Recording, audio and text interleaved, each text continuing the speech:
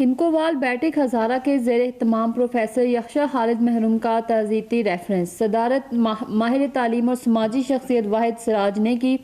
मेहमान एजाज़ मरूफ शाहिर काजी नासिर बख्तियार खान और प्रोफेसर यक्षा खालिद के बेटे डॉक्टर ज़फ़ीर साकिब थे, जबकि मेहमान खुसूसी प्रोफेसर मोहम्मद फरीद थे। इस मौके पर निज़ामत के फ़राइज़ अब्दुल वहीद बिस्मिल ने अदा किए।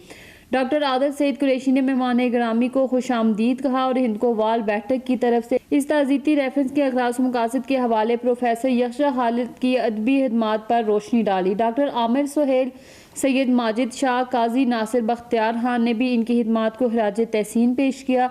प्रोफेसर मुमताज़ हैदर साहिब और प्रोफेसर नासिर दाऊद मलिक ने भी ताज़ीती रेफरेंस में हाज़रीन से खिताब किया और प्रोफेसर यक्षा खालिद साहिब की अदमी खिदमात पर रोशनी डाली। डॉक्टर ज़फ़ीर साकिब, प्रोफेसर मोहम्मद फरीद साहिब ने भी इस हवाले से यक्षा खालिद साहिब को हिंद को उर्दू नज़म और इनकी सीरत की किताब रहमतुल आलमीन और कालम निगारी को मज़कूर किया। अहमद रियाज साहिब ने इस ताज़ीती रेफरेंस के आखिर में इज्तिमाई दुआ करवाई।